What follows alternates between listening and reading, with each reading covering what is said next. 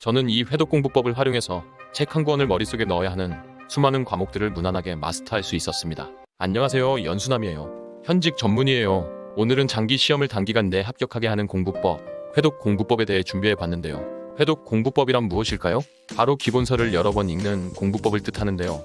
N회독이라 하면 기본서를 N번 읽었다는 의미, 즉 7번 읽었으면 7회독 공부법, 10번 읽었으면 10회독 공부법이라 하는 겁니다. 이 회독 공부법을 잘못 이해하면 크나큰 오류를 저질러 시험을 크게 망쳐버릴 수도 있는 반면, 제대로 활용한다면 가장 완벽한 공부법이 될 수도 있는 양날의 검 같은 공부법입니다. 그 이유는 무엇일까요? 바로 회독 공부법의 장점과 단점을 살펴보면 알 수 있는데요.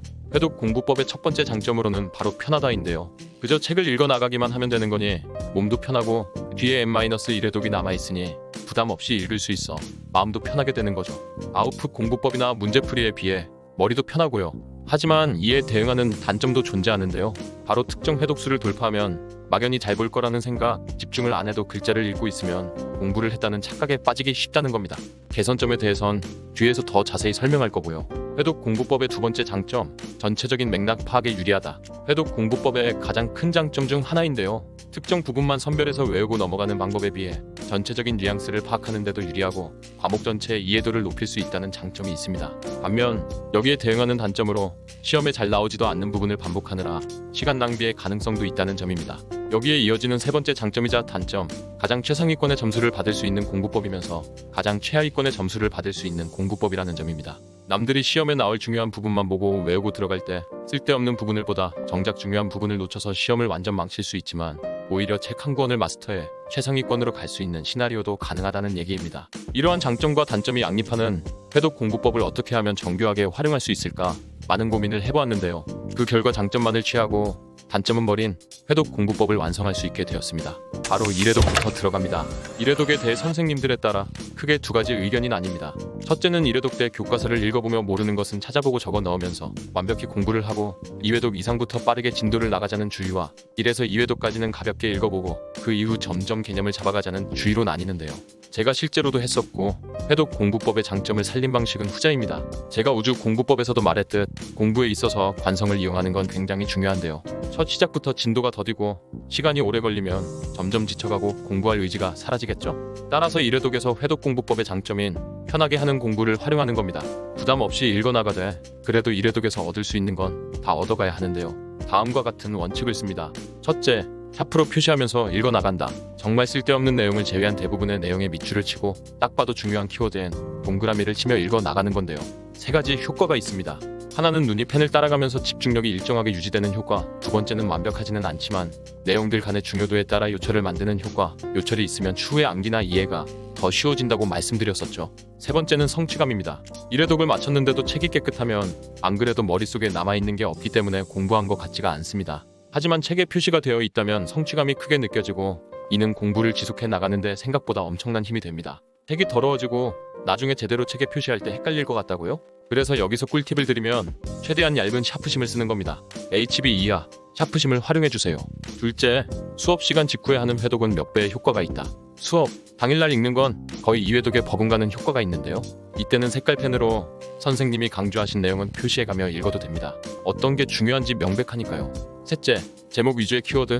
여기에 어른 공부법에서 설명드렸던 추가 키워드 중 읽으면서 바로 외워질 것 같은 건 그 자리에서 외우고 넘어간다. 사람에 따라 배경 지식이 다르고 그에 따라 어떤 지문을 봤을 때 바로 눈에 외워지는 파트나 키워드들은 각자 다릅니다. 그런 부분이 있다면 가볍게 외우고 가는 것이 다음 회독 때 큰 도움을 주게 됩니다. 거기서 살을 붙여가며 암기와 이해의 폭을 더 넓혀 나갈 수 있으니까요. 2회독 들어갑니다. 2회독을 시작하기 전에 수업 필기 노트나 해당 단원 기출 문제를 빠르게 눈으로 보고 들어가는 게 도움이 되는데요. 어떤 게 중요한지를 간파하는데 도움이 되기 때문입니다. 내신이나 의치대 본과 같이 시간이 얼마 없는 경우는 모든 기출문제에 해당하는 부분을 책에 표시하고 이를 중심으로 외워가는 공부를 했었는데요. 수능이나 공시 같이 범위가 넓은 시험은 그렇게까지 하긴 힘들기 때문에 눈으로 기출을 보는 정도, 아직 풀어보지는 않은 정도에서 출발을 합니다. 2회독부터는 본격적으로 공부를 한다는 마인드로 접근하시면 되는데요. 역시 샤프를 활용합니다. 책이 더러워지는 게 상관없다 하시는 분들은 전보다 조금 더 진한 샤프심을 활용하면 1회독과 구분된다는 측면에서 더 좋지만, 책이 더러워지는 게 싫으신 분들은 얇은 샤프심을 유지하세요.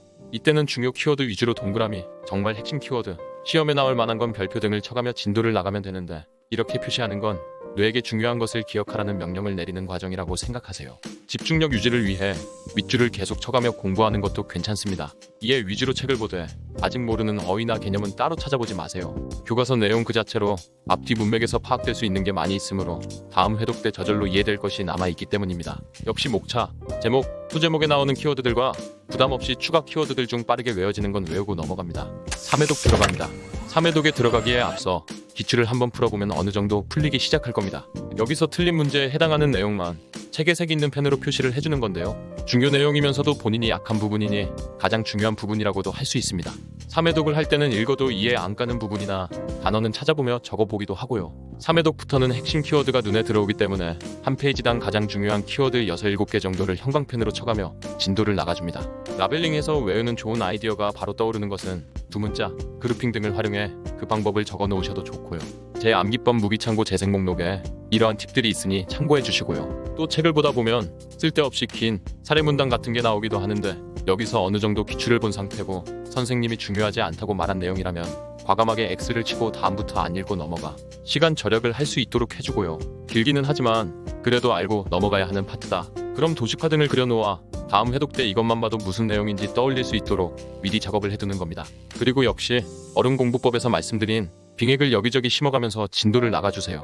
회독 공부법의 핵심은 세세한 암기를 하느라 진도를 느리게 빼는 것이 아닌 새로운 회독 시마다 바로 외워지는 게 늘어나고 이러한 것들을 하나씩 더 잡아 나가는 겁니다.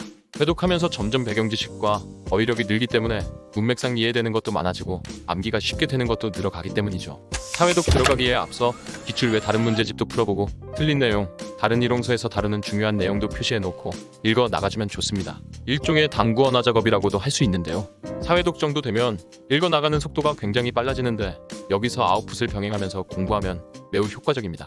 가령 해당 페이지를 읽기 전에 이 페이지에서 어떤 내용이 나오지? 그 전 페이지에서는 어떤 내용이 나왔었지? 그 다음 페이지에서는 어떤 내용이 나오지? 등등을 생각하며 읽는 겁니다. 여기서 3회독 때 썼던 형광펜 키워드 위주로 생각해주면 좋겠죠? 여기는 세미 아웃풋 단계로 본인이 안 떠오르는 것에 대해 너무 오래 생각하지 말고 바로 책을 읽고 확인해가면서 속도에 초점을 맞춰 진도를 나가줍니다. 빙액은 계속 심어나가시고요. 5회독 이상부터는 크게 두 가지 접근 방식이 있습니다. 객관식 위주의 시험과 서술형 및 주관식 위주의 시험으로 나눌 수 있는데요.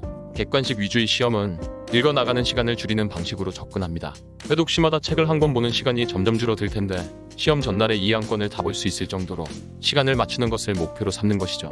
가령 하루에 4과목을 보는데 전날 12시간을 공부할 수 있고 회독 공부법으로 접근하는 한 과목이 360쪽이다. 그럼 3시간을 그 과목에 투자할 수 있으니 이를 시간으로 나누면 1분에 2쪽씩 보는 경지까지 만드는 것인데요.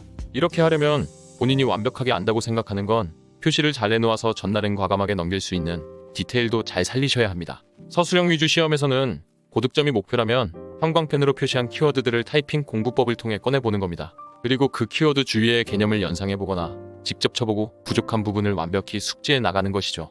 이 정도가 되면 책 한 권을 머릿속에 넣은 경지가 되는 겁니다. 저는 이 회독 공부법을 활용해서 책 한 권을 머릿속에 넣어야 하는 수많은 과목들을 무난하게 마스터할 수 있었습니다. 핵심은 회독수에 집착하지 말고 각 회독에서 얻을 수 있는 것에 집중하는 겁니다. 다음 시간에는 공부에 대한 감을 제대로 잡는 법, 내가 얼마나 아는지를 정확하게 파악하고 성적을 극상으로 끌어올리는 메타인지 공부법에 대해 다뤄보겠습니다. 기대된다면 구독과 좋아요, 알림 전체 설정하고 기다려주세요. 감사합니다. 당당.